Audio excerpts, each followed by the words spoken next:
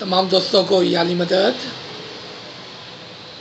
ہمیں کچھ بہت ہی مفید سوالات موصول ہوئے ہیں جس کو ہم یہاں پر کور کرنے کی کوشش کریں گے۔ تمام سے درخواست ہے کہ وہ ہمارے لیے کچھ دعائیں کریں۔ یا نور مولانا شاہ کریم الحسینی حاضر امام، یا مولا توفیق تائید ہمت و یاری مولا، یا مولا مہربان توفیق تائید۔ بسم اللہ الرحمن الرحیم۔ یہ 5 سوالات کی صورت میں ہے۔ ناچیز یہاں پر ایک سوال پہلے دہرانے کی کوشش کرتا ہے اور اس کے بعد اس کے جواب کے لیے کوشش کی جائے گی۔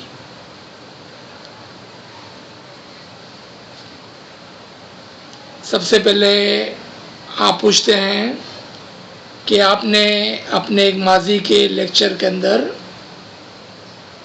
کچھ امامات کے درجات کی ذکر کیا اور اس کے اندر آپ نے علی اللہ کی بات بھی کی، اور چونکہ ہم علی مرتضیٰ کو ہی علی اللہ مانتے ہیں تو پھر کس طرح سے ممکن ہوا کہ اس سے اوپر بھی کوئی درجہ ہو، جیسا کہ آپ نے فرمایا کہ اس سے اوپر ناطق، اس کے اوپر نفس کل اور اس کے اوپر عقل کل کے درجات ہوتے ہیں۔ تو جہاں پر ہم علی اللہ کہتے ہیں اس سے اوپر کسی درجے کا تصور کس طرح سے ممکن ہے، آپ اس بات کو سمجھائیں۔ تو یہ سوال بہت ہی بہترین ہے اور میں آپ کا شکر گزار ہوں کہ جو بات سمجھ میں نہ آئے آپ پوچھ لیں، کیونکہ اگر ہم کو بات سمجھ میں نہیں آتی ہے یا آدھی بات سمجھ میں آتی ہے تو اس سے ہمارے بہت سارے نقصانات ہو سکتے ہیں، یعنی کہ ہمارے کانسیپٹس جو ہیں، ہمارے جو عقیدہ ہے، ہمارے جو اصول دین ہے وہ خراب ہو جاتے ہیں۔ تو اس سے بہتر ہے کہ ہم پوچھ لیں، اور اس کے لیے ناچیز آپ کا شکر گزار ہے۔ سب سے پہلے آسان جو اس کا آنسر ہے، یعنی کہ فرسٹ گریڈ کا جو آنسر ہے، کہ جس مقام پر ہم نور کی بات کرتے ہیں، جس مقام پر ہم امام کی بات کرتے ہیں اور جس مقام پر ہم علی اللہ کہتے ہیں، وہاں ہر چیز اس کے اندر سموئی ہوتی ہے اور موجود ہوتی ہے، لیکن سیکھنے کے لیے اور سمجھانے کے لیے ہمارے دائیوں اور پیروں نے حدود دین کی ایک سیڑھی ہم کو بنا کر سکھانے کے لیے، سمجھانے کے لیے دی ہے۔ لیکن جب ہم سیڑھی کی بات کرتے ہیں تو پھر ہمیں ان درجات کو دیکھنا اور گننا پڑتا ہے۔ اب اس کی ایک سادہ سی دنیاوی مثال لیں کہ کوئی شخص جو گراؤنڈ فلور سے فرسٹ فلور پہ جانا چاہے تو وہ ایک طرح سے یہ کہتا ہے کہ ایک سیڑھی میں جب اوپر چڑھوں گا تو میں فرسٹ فلور پہ پہنچ جاؤں گا، لیکن جب وہ اس سیڑھی کے اسٹیپس کو گنتا ہے تو ہر اسٹیپ کا ایک نمبر ہوگا۔ اگر اس کی سیڑھی کے 20 اسٹیپ ہے یا 40 اسٹیپ ہے تو وہ یہ بھی کہہ سکتا ہے کہ میں 40 اسٹیپ کو چڑھ کر فرسٹ فلور کے اوپر پہنچوں گا، یا وہ سمپل کہتا ہے کہ میں ایک سیڑھی چڑھ کر فرسٹ فلور پر پہنچ جاؤں گا۔ یہ ایک مثال تھی۔ تو آپ نے دیکھا کہ جب ہم نور کی بات کرتے ہیں تو وہ ایک ہی ہے، جو بھی بات کریں گے آپ، جو بھی آپ کہیں گے وہ ایک ہی بات ہوگی۔ کون سے مقام پر؟ نور کے مقام پر۔ ہم جب کہتے ہیں وَكُلَّ شَيْءٍ نَصَّيْنَاهُ فِي إِمَامٍ مُبِينٍ، تو امام کے اندر ہی تمام نیچے کے درجات، بلکہ تمام انسانوں کی روح، چاہے پھر وہ مومن شخص ہو، چاہے وہ اسماعیلی ہو، مسلمان ہو، یہاں تک کہ کافر بھی ہو، ہر روح امام کے اندر سموئی ہوئی ہے، لیکن کس مقام پر؟ جہاں پر ہم وکل شعین کے کلیے کو، پرنسپل کو اپلائی کرتے ہیں، تب اگر یہ بات آپ کی سمجھ میں آ گئی تو آپ دیکھیں کہ نہ صرف ہم نے علی مرتضیٰ کو علی اللہ کہا، ہم نے ہر امام کو، یعنی کہ آج شاہ کریم کو ہم نے علی اللہ کہا، کیونکہ نور ایک ہے، وہی علی مرتضیٰ کا نور آج نورن اللہ نور زمانے سے گزرتا ہوا آج شاہ کریم کے اندر ہے، تو وہی نور کو ہم علی زمان بھی کہہ سکتے ہیں، امام زمان بھی کہہ سکتے ہیں، ہم اس کو علی اللہ بھی کہہ سکتے ہیں۔ اور امام کا جو نمبر ہوتا ہے، اب ہم سیڑھیوں کی بات کرتے ہیں، ہم نور کی بات نہیں کر رہے ہیں، تو سیڑھیوں کے اندر اس کا نمبر 8 ہے، اور اس کے اوپر 4 اور درجات ہیں۔ حالانکہ ہم امام ہی کو علی اللہ کہتے ہیں، تو اس سے اوپر کوئی درجات کا تصور نہیں ہو سکتا ہے، لیکن کس طرح سے؟ وہ اس طرح سے کہ امام کے اندر اوپر کے جو 4 درجے ہیں وہ آج کے زمانے میں، جبکہ علی مرتضیٰ جسمانی طور پر یہاں نہیں ہے، لیکن علی زمان اور اس کا نور آج امام زمان کے اندر ہے۔ اب آپ جو 9ویں سیڑھی تھی اس کو کہاں ڈھونڈیں گے؟ آپ کہیں گے کہ ایک سیڑھی میں چڑھتی ہوں تو میں پہنچ جاتی ہوں پہلی منزل پر، لیکن جب آپ سیڑھی کو گن رہے تھے تو آپ نے کیا کہا کہ 8ویں سیڑھی پر امام تھے، 9ویں سیڑھی پر اساس یعنی کہ علی مرتضیٰ تھے، 10ویں سیڑھی پر نفس کلی جس کو انگلش میں یونیورسل، اور آخری سیڑھی پر عقل کل جس کو ہم یونیورسل انٹلیکٹ کہتے ہیں۔ اب آج یونیورسل انٹلیکٹ کہیں گے ہم، کہاں پر ہے وہ، کس کے اندر ہے وہ؟ تو کہاں، کیا جواب ہوگا؟ وکل شعین کے اندر ہے وہ، یعنی کہ امام مبین کے اندر ہے وہ، کیونکہ جب ہر شے ہے تو عقل کل بھی وہیں ہونا چاہیے۔ نفس کلی کو کہاں ڈھونڈیں گے؟ وہ بھی وہیں ہوگا۔ اساس علی مرتضیٰ کو کہاں دیکھیں گے ہم؟ وہ بھی امام زمان کے اندر آج ہوگا۔ کل کو یہ نیا امام آئے گا، ایک نیا جامعہ تبدیل ہوگا، پھر وہ ہمارا علی اللہ ہوگا، اور تمام چیزیں اس کے اندر شامل ہوگی۔ تو علی اللہ صرف علی مرتضیٰ کے لیے نہیں ہے، بلکہ ہر امام کے لیے ہے۔ کیوں؟ کہ وہی علی مرتضیٰ کا نور وہاں پر زندہ، حاضر اور موجود ہے، اس لیے ہم امام کو علی زمان بھی کہتے ہیں، ہم اس کو اساس نہیں کہتے ہیں، کیونکہ جب ہم اساس کہتے ہیں تو وہ علی مرتضیٰ کے لیے خاص ہے، کیونکہ اس زمانے کے ناطق یعنی کہ حضور صلی اللہ علیہ وسلم کی کتاب، اس کی شریعت اور خداوند تعالیٰ کے جو مذہب اسلام ہے اس کی تعویلات، اس کی سمجھ، وہ ہم کو علی مرتضیٰ سے ملی۔ اب ہم زمانے کی بات کر رہے ہیں، اس زمانے کے لحاظ سے اس کا ٹائٹل اساس اور اس کا نمبر 9 تھا۔ آج امام کو ہم اساس نہیں کہتے ہیں، لیکن وہ اساس اور وہ ناطق بھی یعنی کہ 10 نمبر بھی، وہ نفس کل بھی یعنی کہ 11 نمبر بھی، وہ عقل کل 12 نمبر بھی، سب کے سب امام ہی کے اندر شامل، حاضر اور موجود ہے۔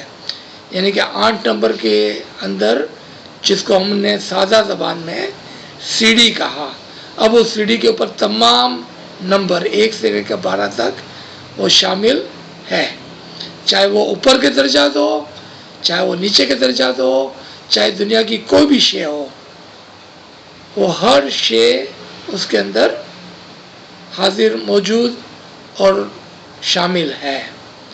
تو یہ سادہ زبان میں پہلی کلاس کا آنسر تھا۔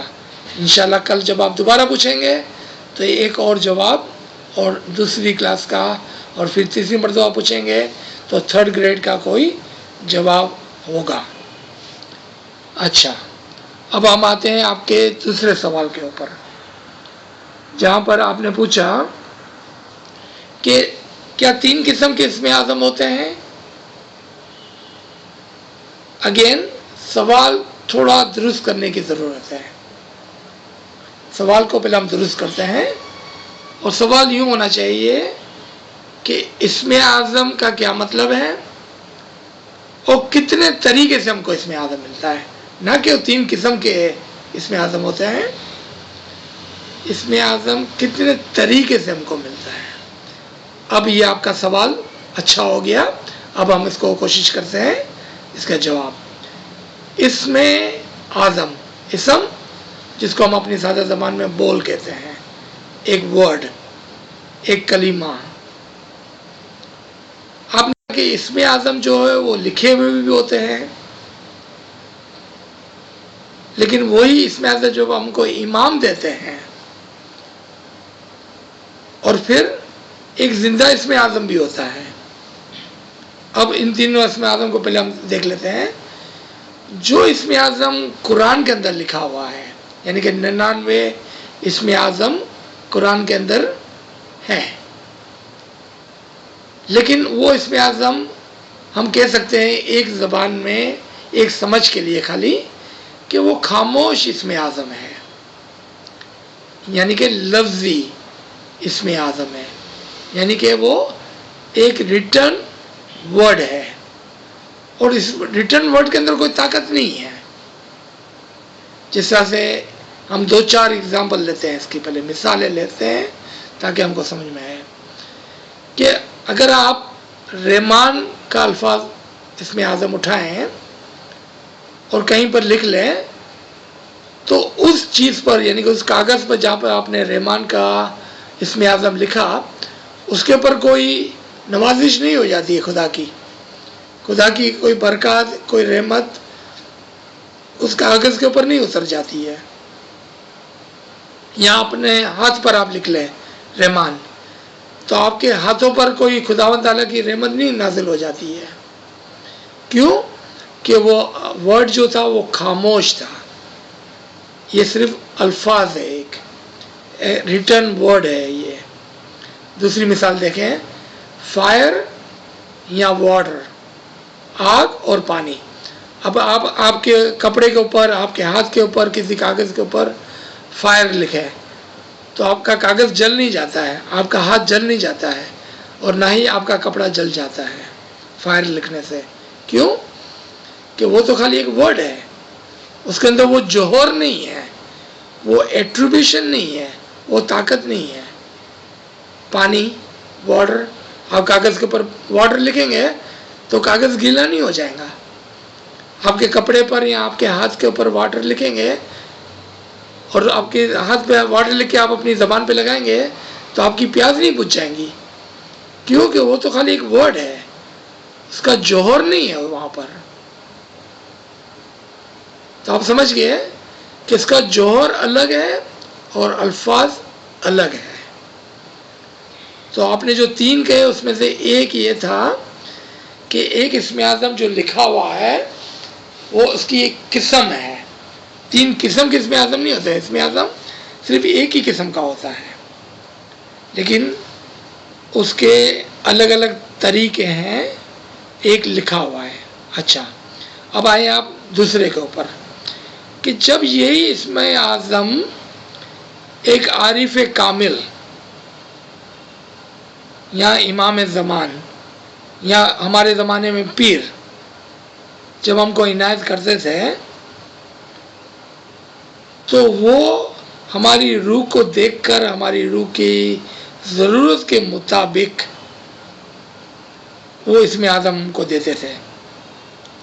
اب یہی اسم اعظم اگر ہم قرآن سے اٹھاتے ہیں تو کوئی فائدہ نہیں ہوتا ہے، لیکن جب پیر ہم کو دیتے ہیں، جب امام ہم کو دیتے ہیں تو اسم اعظم میں ہم کو فائدہ ہونے لگتا ہے۔ بھی کیا وجہ ہے اس کی؟ اس کی وجہ یہ ہے کہ جب امام ہم کو بول دیتا ہے، اسم اعظم دیتا ہے، تو اس کے پیچھے اس کی دعا آشش खाना वदान शामिल होते हैं और छुपे हुए होते हैं। उसकी वजह से वो इसमें आज़म काम करने लगता है। अब आप दोबारा से वही मिसालों को उठाएं कि जब हम चूल्हा चालू करते हैं तो हम बोलते नहीं हैं आग, लेकिन चूल्हा चालू करने का मतलब ही यही है कि आपने इरादा किया आग जलाने का। जब आपने पानी का गिलास भरा तो आप बोलते नहीं है पानी, लेकिन गिलास भरने के एक्शन के अंदर आपका पानी आया आपके पास। अब आप उसको कपड़े के ऊपर गिराएंगे, कागज़ के ऊपर गिराएंगे, हाथ के ऊपर गिराएंगे और मुंह में डालेंगे तो आपकी ज़बान भी गीली होगी, आपकी प्यास भी बुझेंगी। कागज़ के ऊपर डालेंगे तो कागज़ भी गीला हो जाएगा। क्यों? अब ये वाटर का जो वर्ड था वो एक चूलाइज हो गया था, यानी कि वाकई में वो पानी था। इसी तरह से इसमें आज़म एक लिखा हुआ है और एक इसमें आज़म जो है वो हम कह सकते हैं कि वो एट्रीब्यूशन के साथ है, अपने जौहर के साथ है, यानी कि अब उसके अंदर ताकत है। अब जो भी इसमें आज़म है वो, इसके अलावा एक जिंदा इसमें आज़म होता है और वो इमाम अस खुद है। तो अब सूरा नंबर 7 आयत नंबर 180 के अंदर जाके देखें, खुदा ताला फरमाते हैं कि आप मुझे मेरे खूबसूरत नामों से पुकारें। और ये खुदा के खूबसूरत नाम जो है वो हर ज़माने में इमाम खुद होते हैं। वहाँ पर ये नहीं कहा कि मुझे रहमान के नाम से पुकारो, मुझे रहीम के नाम से पुकारो, मुझे करीम के नाम से पुकारो, मुझे अली के नाम से पुकारो। क्या कहा? मेरे खूबसूरत नामों से मुझे पुकारो। अब ये खूबसूरत नाम हम कहाँ ढूंढने जावे? क्योंकि खुदावन ताला का नूर इमाम के अंदर जिंदा है, तो वही खुदा का जिंदा इसमें आज़म है। और इसको हमारे दाइयों और आरिफों ने इसमें ज़ात यानी कि पर्सनैलिटी कहा कि ये जो नाम है ना वो एक पर्सनैलिटी होता है, यानी कि एक जिंदा शख्सियत है, वो एक ज़ात है। तो इसमें ज़ात और इसमें आज़म का आपस में गहरा ताल्लुक़ है कि जब इसमें ज़ात यानी कि इमाम ज़मान अपने मुख मुबारक से हमको बोल देते हैं तो वो इसमें आज़म को भी ज़िंदा कर देते हैं। क्यों? कि वो खुद ज़िंदा है, क्योंकि वो खुद ज़िंदा है। अब जो आपने 3 बातें की थी कि एक लफ्ज़ लिखा हुआ, एक जो इमाम हमको फरामिन में देते हैं हमको ये कहे बगैर कि ये बोल है, और तीसरा जब बैतुल ख्याल की मजलिस में आकर करते हैं। देखने जावे तो इन तीनों में कोई भी फ़र्क नहीं है, क्योंकि इसमें आज़म के अंदर मौला कहते हैं कि चलो आपका इसमें आज़म आज से अली है, अल्लाह है, और वो बैतुल ख्याल में फरमाया। फिर एक फरमान में फरमाते हैं कि आपके पास वक्त हो तो आप अपना ज़िक्र शुरू कर दें, और वो है आपका ज़िक्र अली, मोहम्मद और अल्लाह। अब कोई ज़िद कर सकता है, खामा खा की आर्गुमेंट कर सकता है कि फरमान में जो मौला ने अली और अल्लाह कहा वो इसमें आज़म नहीं है, क्योंकि मौला ने बैतुल ख्याल की मजलिस में आके नहीं बोला कि ये बोल है। वो किसी की मर्ज़ी हो सकती है, लेकिन एक मुरीद के लिए इमाम का हर अल्फाज और स्पेशली वो अल्फाज जो कुरान के अंदर जिसको इसमें आज़म कहा गया, वो मोमिन के लिए जब इमाम की ज़बान से निकलता है तो वो उसके लिए इसमें आज़म ही होता है, चाहे वो फरमान में हमको कहे, चाहे वो बैतुल ख्याल में आकर हमको इसमें आज़म के तौर पर, बोल के तौर पर आकर दे। ये हमारे ईमान की बात है और उसका टेस्ट है। अब ये एक और सवाल हो सकता है कि इमाम ऐसा क्यों करते हैं कि कभी वही इसमें आज़म बैतुल ख्याल में आकर देते हैं और कभी वही इसमें आज़म हमको आम जमाती फरमान के अंदर डालकर देते हैं। क्योंकि इमाम हमको बहुत चाहते हैं, तो इमाम हमेशा चाहते हैं कि हमारे पास हमेशा willingly اور unwillingly تہن و کرن ایک اسم اعظم ہو، تاکہ جب ہم کو تکلیف ہو، ہم کو بیت الخلا کی عبادت کرنی ہو، ہم کو اپنی روحانی ترقی کرنی ہو، تو ہم کو انتظار نہ کرنا پڑے کہ کب مولا آئیں گے اور کب مجھے اسم اعظم دیں گے۔ تو مولا کیا کرتے ہیں؟ اپنی حکمت سے اپنے بچوں کو یعنی کہ جماعت کو بولے بغیر مانگے بغیر وہ اسم اعظم دے دیتے ہیں۔ اس کی آخری مثال کے ساتھ ہم اس کو ختم کریں گے کہ جس طرح سے ماں سمجھتی ہے کہ بچے کو کب بھوک لگی ہے، چاہے وہ 1 دن کا ہو کہ 1 سال کا ہو، اور ماں اس کے پوچھے بغیر اس کے بولے بغیر وہ اس کو دودھ پلاتی رہتی ہے۔ اسی طرح سے امام جو ہے وہ ہمارے روح کے ماں باپ ہے، اور اسپیشلی ہماری روح کی ماں ہے وہ، اور اس کو پتہ ہے کہ ہم کو دودھ کی یعنی کہ اسم اعظم کی ضرورت ہے، تو وہ کبھی کبھار بولے بغیر بھی ہم کو دے دیتے ہیں۔ ایکسیپٹ کرنا نہ کرنا یہ ہمارے ہاتھ میں ہے۔ جس طرح سے بچہ کبھی کبھار الٹی کر دیتا ہے تو ماں کچھ نہیں کر سکتی ہے اس کے لیے، اسی طرح سے امام آپ کو ہر طریقے سے اسم اعظم عنایت کرتا ہے۔ اس کو لینا نہ لینا، ایکسیپٹ کرنا نہ کرنا، فالس آرگیومنٹ کرنا، وہ ہماری مرضی کے اوپر ہے، اس کا امام سے کوئی نقصان نہیں ہے۔ امام کو کوئی فرق نہیں پڑتا ہے کہ آپ نے اس کو اسم اعظم مانا کہ نہیں مانا۔ تو آپ سمجھ گئے کہ اسم اعظم کس طرح سے علیحدہ علیحدہ طریقے سے دیتے ہیں۔ ایک اور طریقہ ہے جس کا سوال آپ نے نہیں پوچھا ہے، امام بباطن بھی اور آپ کے خواب میں بھی آ کر اسم اعظم عنایت کر سکتے ہیں۔ کیوں؟ کہ اس کے لیے کوئی بھی چیز رکاوٹ نہیں ہے۔ ہمارے لیے دنیا کی رکاوٹ ہے کہ ہم کو انتظار کرنا پڑتا ہے کہ امام تشریف لائے اور ہم کو اسم اعظم دے، لیکن امام کے لیے ایسی کوئی رکاوٹ نہیں ہے۔ وہ تو چاہے تو آج ہی رات کو آپ کو اسم اعظم دے سکتے ہیں، کل کا بھی اس کو انتظار کرنے کی ضرورت نہیں ہے۔ اب اس اسم اعظم کو ہم مانے نہیں مانے، لے نہ لے، سمجھے نہ سمجھے، وہ ہمارے ہاتھ میں ہے، اس میں امام کا کوئی نقصان نہیں ہے۔ امام نے اپنی شفقت سے رحمت سے آپ کو اسم اعظم دے دیا۔ تو یہ آپ کے دوسرے سوال کا جواب تھا۔ اب آپ کا جو تیسرا سوال تھا وہ امام کسی کے خواب میں نہیں آتے ہیں اس کے بارے میں تھا کہ کیا امام کسی کے خواب میں آتے ہیں۔ اس کا جواب دینے سے پہلے میں آپ ہی کو کوشچن پوچھنا چاہتا ہوں کہ کیا ایسا کوئی اسماعیلی ہے آج یا کبھی بھی کہ جس کو امام خواب میں نہ آئے وہ؟ یہ میرا سوال ہے آپ سے۔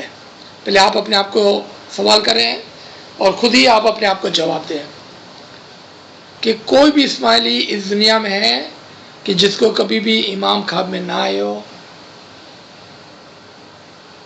اب آپ کہیں گے لیکن سلطان محمد شاہ نے ہماری جان اس امام سے فدا ہو از خود فرمایا کہ میں کسی کے خواب میں نہیں آتا۔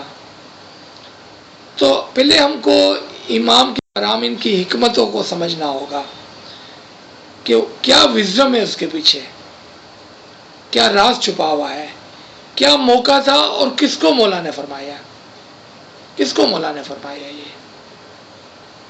کیا یہ فرمان جماعت کے لیے تھا یا کیا یہ فرمان کسی ایک جگہ پر کسی ایک شخص کو روکنے کی خاطر تھا؟ اس فرمان کا جو بیک گراؤنڈ ہے وہ یہ ہے کہ امام یعنی کہ 48 جامع کے اندر ایک شخص جو علم کے بغیر تھا، یعنی کہ اس کے پاس امام کا کوئی حقیقی علم نہیں تھا، لیکن وہ عبادت بہت کرتا تھا، جس کی وجہ سے امام اس کو عبادت کے اندر اور اس کے خوابوں کے اندر آ کر نہ صرف دیدار عنایت فرماتے تھے بلکہ اس کے لیے ذاتی طور پر کچھ ہدایت بھی عنایت فرماتے تھے۔ یاد ہے میں نے ابھی عرض کی تھوڑی دیر پہلے کہ امام کے لیے کوئی رکاوٹ نہیں ہے، ساری رکاوٹ ہماری طرف سے ہے، لیکن چونکہ وہ علم بغیر کا آدمی تھا تو وہ امام کے اشاروں کو، امام کے دیدار کو بھی نہیں اور امام کی باتوں کو بھی، یعنی کہ ہدایت کو بھی، اشاروں کو بھی نہیں سمجھتا تھا، اور وہ جماعت کے اندر آ کر لوگوں کو کہتا تھا کہ میں نے مولا کو اپنے خواب میں دیکھا اور مولا میرے کو یہ ہدایت فرماتے تھے، تو تم سب اس ہدایت کے اوپر چلو۔ یاد رکھیں کہ یہ ہدایت اس کے لیے تھی ذاتی طور پر، لیکن وہ تمام کو بولتا تھا کہ مجھے مولا خواب میں آتے ہیں اور یہ ہدایت دیتے ہیں تو تم سب اس کو فالو کرو۔ اور اس سے تنگ آ کر مکھی صاحب نے امام کو مہمانی رکھ کر درخواست کی کہ یا مولا یہ آدمی جماعت میں ہم کو بہت تنگ کرتا ہے اور بار بار آ کے کہتا ہے تم یہ کرو تم وہ کرو، اور مجھے مولا خواب میں آتے ہیں میرے کو یہ ہدایت دیتے ہیں۔ تو مولا نے کہا اچھا بلاؤ اس کو بلایا اور کیا فرمایا کہ میں تمہارے خواب میں آتا ہوں؟ تو کہا جی مولا آپ میرے خواب میں آتے ہیں، میں کیا دیتا ہوں؟ مولا میرے کو آپ ہدایت دیتے ہیں۔ مولا نے فرمایا میں کسی کے خواب میں نہیں آتا، یہی فرمان تھا نا آپ کا جو آپ ریفرنس دے رہے تھے، کیونکہ امام ہر ہمیشہ آپ کے اندر ہی ہوتے ہیں، ہر ہمیشہ آپ کی شے رگ سے بھی زیادہ قریب ہے۔ تو پھر آپ مجھے کہیں کہ یہاں پر آنے جانے کا جو سوال تھا وہ کہاں سے آیا؟ تو جب مولا نے کہا میں آپ کے خواب میں نہیں آتا ہوں کیونکہ میں تو ہمیشہ تمہارے اندر ہی ہوں، تو یہ بات ختم ہو گئی سب سے پہلے۔ دوسرا، چونکہ کبھی کبھار مولا کی حکمت یہ بھی ہوتی ہے کہ کسی کو خاموش کرانے کے لیے مولا کچھ حکمت یوز کرتے ہیں۔ میں آپ کو ایک اور مثال دوں کہ جس طرح سے کبھی کبھار مولا کسی کو کہتے ہیں کہ اب بس تم عبادت بند کر دو، تم عبادت نہیں کرو ورنہ تم شیطان بن جاؤ گے۔ اب یہ سوال ہوتا ہے کہ عبادت کرنے سے تو خدا کے قریب جایا جاتا ہے، بلکہ امام کے ہزاروں فرمان ہیں عبادت کے بارے میں، تو پھر کیوں مولا کسی کو بولے گا عبادت نہیں کرو؟ کیوں ایسا فرمان کریں گے وہ؟ تو اس کے اندر دو حکمتیں ہو سکتی ہیں نا، اس لیے نہیں کہ اس نے عبادت بہت کر لی ہے، کیونکہ عبادت تو کبھی ختم ہونے والے نہیں ہے، آج بھی نہیں اور مرنے کے بعد بھی عبادت کرنی ہے، تو پھر کیوں مولا کسی کو بولیں گے عبادت بند کر دو؟ تو مولا کیا بول رہے ہیں اس کو؟ چونکہ تمہارے پاس علم نہیں ہے، تم نے علم نہیں لیا ہے، اب عبادت کرو گے تو تمہیں وہ چیزیں ملیں گی جو تمہاری سمجھ میں نہیں آئیں گی، اس کی وجہ سے تم الٹی سیدھی حرکتیں کرو گے اور ہو سکتا ہے تمہیں غرور آئے اور تم شیطان بن جاؤ۔ تو آپ نے دیکھا جہاں پر امام کے ہزاروں فرمان عبادت کرنے کے لیے ہے، وہاں پر امام کسی کو کہتے ہیں تم عبادت نہیں کرو۔ ہم اپنی نادانی میں سوچتے ہیں او ہو یہ آدمی نے تو اتنی عبادت کر لی کہ اب اس کو عبادت کرنے کی ضرورت نہیں ہے۔ نہیں، ایسی بات نہیں ہے، آدمی نے عبادت ضرور کر لی، علم نہ لینے کی وجہ سے اب وہی عمل اس کو نقصان پہنچاتا ہے، اور اس بات کو امام جانتے ہیں، ہم نہیں جانتے ہیں۔ تو امام اس کو بولتا ہے تم عبادت نہیں کرو۔ یہاں پر امام اس کو بولتا ہے کہ میں کسی کے کام میں نہیں آتا ہوں۔ آپ اپنے آپ سے پوچھیں، اور یہ میرا چیلنج ہے ہر اسماعیلی کو، کہ اگر آپ امام سے عشق کرتے ہیں، محبت کرتے ہیں، آپ امام کو اپنا ماں باپ سمجھتے ہیں، تو جس طرح سے آپ کے ماں باپ، آپ کے بچے، آپ کے بھائی بہن، آپ کے پڑوسی، آپ کے کو ورکر آپ کے خواب میں آتے ہیں، تو امام کیوں نہیں آئیں گے؟ جس سے آپ عشق کرتے ہیں وہ تو آپ کے خواب میں آئیں گے ہی، لیکن اس کا مطلب یہ نہیں کہ آپ سب کو بتاتے جائیں، کہ آپ روزانہ اٹھ کے سب کو بتائیں کہ میرے کو امام خواب میں آیا، اس کا یہ مطلب نہیں ہوتا ہے۔ تو امام نے ہم کو خاموش کرنے کے لیے ایک عجیب و غریب داخلہ دیا، اور ہم نہ سمجھی کی وجہ سے اس فرمان کو اور ناچیز کے اگر آپ کو فرمان کے اوپر لیکچر سننے ہیں تو آپ کو کافی سارے فرمان کی سمجھ کے اوپر لیکچر ملیں گے. آپ اس کو سنیں گے تب آپ کو پتہ چلے گا کہ آدھے سے زیادہ بلکہ پونے سے زیادہ بلکہ 99% لوگ فرمان کو سمجھتے ہی نہیں ہیں. پڑھتے تو ہیں ضرور, سنتے بھی ہو گئے, لیکن امام کے فرمان کو سمجھنا اور امام کی حکمت کو سمجھنا وہ علم کے بغیر, اور کون سا علم حقیقی کے بغیر, امام کے حقیقی علم کے بغیر ممکن ہی نہیں ہے. Absolutely impossible. تو آپ نے دیکھا کہ ایک فرمان کو کس طرح سے ہم نے غلط سمجھ کر, اگر ہم اپنے آپ کو یہ کہتے ہیں برسوں سے کہ امام ہمارے خواب میں نہیں آتے ہیں, تو آپ امام کے دیدار کو جھٹلاتے ہیں, آپ ریفیوز کرتے ہیں امام کے اس دیدار کو جو آپ کے خواب میں آ کر آپ کو دیتا ہے. واپس میں آپ کو کہتا ہوں کہ یہ فرسٹ گریڈ کی تعلیم ہے. کل آپ میرے کو دوبارہ پوچھیں گے تو انشاءاللہ ایک اور اعلیٰ اس کے اندر بیان ہو سکتا ہے. آپ کا فورتھ کوشچن جو تھا وہ ری انکارنیشن کے بارے میں تھا. جس طرح سے آپ نے خود نے ہی اس سوال کے اندر ایک بیان دیا کہ کیا ہم کو بچوں کی طرح ڈرانے کے لیے جنم مرن کے پھیروں کا سکھایا اور ڈرایا, یا واقع اگر ہم برے کام کرتے تو ہم کو دوبارہ دنیا میں آنا پڑتا ہے, اگر عبادت نہیں کریں گے تو ہم کو دوبارہ دنیا میں آنا پڑے گا. تو جب ہم ایسے سوالات کو سوچتے ہیں تو اس میں بہت فائدے ہوتے ہیں, کیونکہ جب ہم سوال پوچھتے ہیں تو وہاں سے کلیئرٹی ملتی ہے. لیکن اس کا ایک اور طریقہ ہے. تو میں نہیں چاہتا ہوں کہ آپ کو صرف میں آپ کے سوال کے جواب دے دوں, بلکہ میں چاہتا ہوں کہ آپ کو آپ کے سوالات کے جوابات دیکھنے کی آپ کے اندر ہی رکھ دیں, تاکہ نیکسٹ ٹائم اس سے جب سوال آئے تو آپ اپنے آپ سے ہی اس سوال کا جواب لے سکیں. اور پھر اگر کوئی بلند اور کسی اور اسٹیج کے اوپر کوئی بڑا سوال ہو تو پوچھا جا سکتا ہے, اور سوال پوچھنے میں کوئی حرج نہیں ہے, اور بلکہ سوال پوچھنا بہت اچھی بات ہے.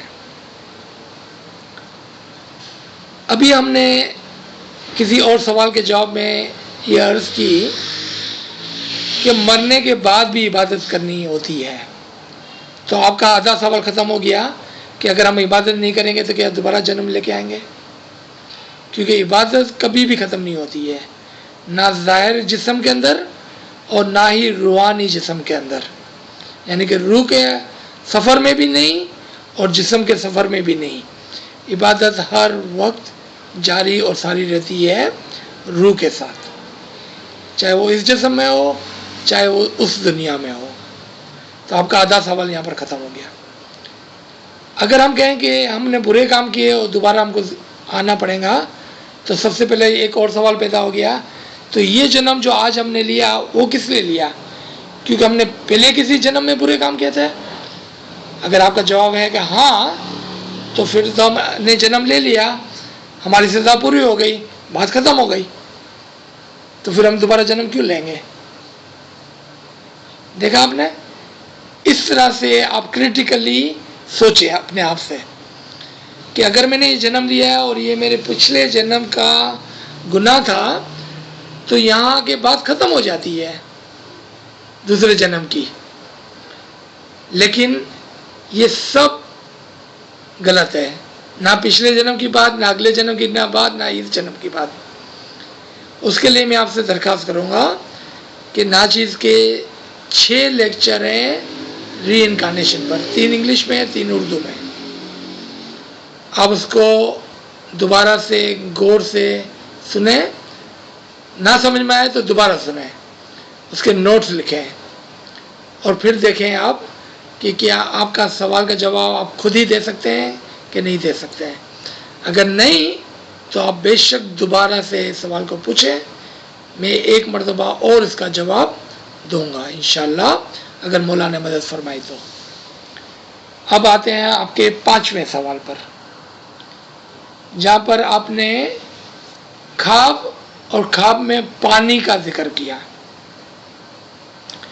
ہاں، ہر آدمی، ہر انسان کا خواب جو ہے وہ بہت ہی انڈیویجول ہوتا ہے، ذاتی ہوتا ہے، پرسنل ہوتا ہے۔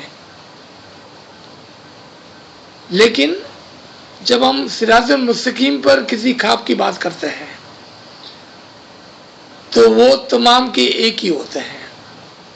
اس کا مطلب یہ نہیں کہ جو خواب آپ دیکھتے ہیں وہ میں بھی دیکھتا ہوں، لیکن اس کا جو جوہر ہے، اس کی جو سمجھ ہے نا، اس کی جو تعویل ہے نا، وہ ایک ہی ہے۔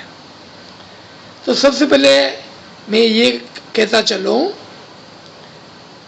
کہ روحانیت جس کو ہم کہتے ہیں، یا بیت الخیال جس کو ہم کہتے ہیں، وہ 3 درجات پر ہے، یا اس کی سمجھ جو ہے نا وہ 3 الگ الگ طریقے سے ہے۔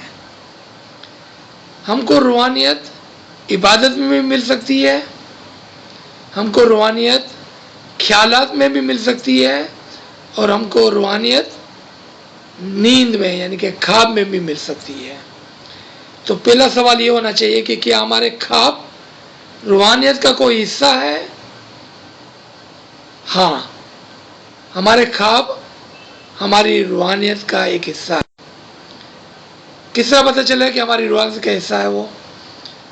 کیونکہ خواب میں نہ تو آپ کے لیے کون ہوتا ہے، نہ مکان ہوتا ہے، ٹائم ہوتا ہے، نہ پلیس ہوتا ہے، یعنی کہ ٹائم لیسنس اور اسپیس لیسنس ہوتا ہے وہاں پر۔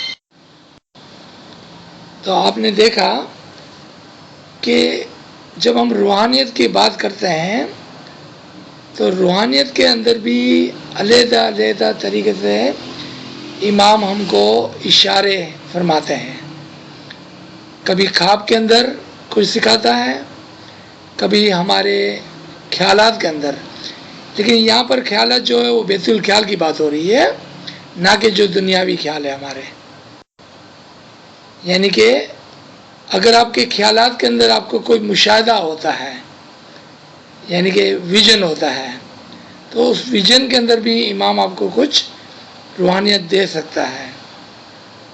اور پھر آخر میں جب ہماری روح سے ہم کلام ہو کر، یا ہماری روح کو ہم اپنے سے نکال کر الگ کر کے اور روحانیت کے مقام پر پہنچتے ہیں، تو وہ سب سے اعلیٰ قسم کی روحانیت ہے، اور یہ باقی جو 2 ہے وہ اس کے نمونے یا اس کے سیمپل کے طور پر، اگزامپل کے طور پر ہمیں سکھانے کے لیے ہمیں دیے گئے ہیں۔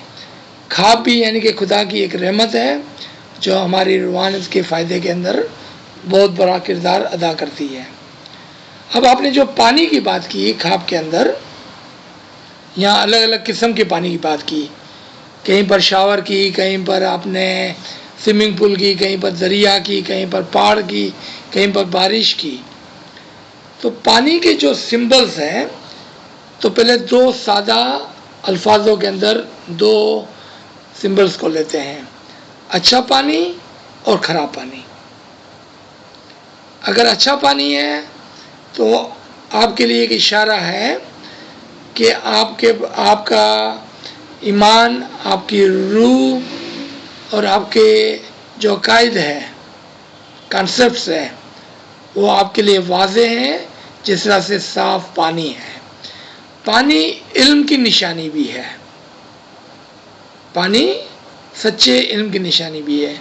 اگر آپ سچا علم لے رہے ہیں اور اگر آپ کو پانی ملتا ہے تو وہ آپ کو ایک اشارہ کرتی ہے کہ یہ علم سچا ہے۔ اگر ایک بہت بڑا ذخیرہ ہے پانی کا، جیسا کہ بارش، جیسا کہ سمندر، دریا، اگر بڑا ذخیرہ ہے پانی کا اور اس کے اندر ہے یا اس سے باہر ہے، یعنی خالی آپ کو پانی دیکھ رہے ہیں یا آپ خود پانی کے اندر ہیں، یہ بھی 2 علیحدہ علیحدہ باتیں ہیں۔ اسی طرح سے ہمارے خوابوں کی ایک تعبیر بنتی ہے، یعنی کہ اس کے اندر اشارے ہیں، اور اگر ہم اس کو سمجھیں تو ہمارے لیے روحانیت کے بہت سارے دروازے بہت سارے دریچے کھل جاتے ہیں. اور اگر ہم نہ سمجھیں تو یہی روحانیت کے اشارے ہمارے لیے بیکار ہو جاتے ہیں، کیونکہ ہمیں پتہ ہی نہیں تھا، ایک کہ خواب میں بھی کوئی روحانیت ہو سکتی ہے، اور دو کہ اس کا مطلب کیا ہے. تو بہت ساری کتابیں ہیں جس کے اندر آپ اس کو پڑھ کے خواب کی تعبیر کو ٹھیک ہے ایک شاگرد کی طرح ہی آپ سیکھ سکتے ہیں، تاکہ آپ کو پتہ چلے کہ کیا ہے. کچھ اشارے میں آپ کو بتا سکتا ہوں کہ پانی علم کی نشانی ہے. پانی کے اندر اگر آپ ڈبکی مارتے ہیں اور نیچے تہہ میں چلے جاتے ہیں اور آپ کو ڈر نہیں لگتا ہے بلکہ آپ کو ایک مزہ آتا ہے، تو یہی پانی آپ کے لیے بشارت کی نشانی ہے. اگر بارش کا پانی ہے اور صاف ہے تو آپ کے لیے بشارت کی نشانی ہے. پانی گندا ہے تو آپ کو وارننگ دی جاتی ہے کہ آپ غلط راستے پہ غلط علم کے اندر آ گئے ہیں. اگر آپ کے لیے پہاڑ ہے عقل کی نشانی ہے. اگر آپ کے لیے آسمان ہے تو بڑے درجے کی نشانی ہے. سورج ہے تو امام کی نشانی ہے. چاند ہے تو پیر کی نشانی ہے. ستارے ہیں تو دائی کی نشانی ہے. اس طرح سے خوابوں کے اندر اشارے اشارے اور اشارے ہوتے ہیں. اگر آپ خوابوں کی تعبیر جانیں گے تب آپ کو پتہ چلے گا کہ آپ کے خواب کتنے اہمیت رکھتے ہیں، آپ کے لیے کتنے اشارے لے کر آتے ہیں، اور اس کے اندر آپ کے لیے بہت فائدہ ہو سکتا ہے. انشاءاللہ تعالی یہاں پر ہم روکتے ہیں، اس کو سنیں. اس کے بعد سوالات ہو تو آپ ضرور پوچھ لیں، اور ہم اسی سوالات کو ایک اور زاویے سے لے سکتے ہیں، یا اس کے اندر سے جو نئے سوالات پیدا ہوں گے اس کو ہم انشاءاللہ کور کر سکتے ہیں. بہت نوازش. Thank you. یا علی مدد، یا علی مدد.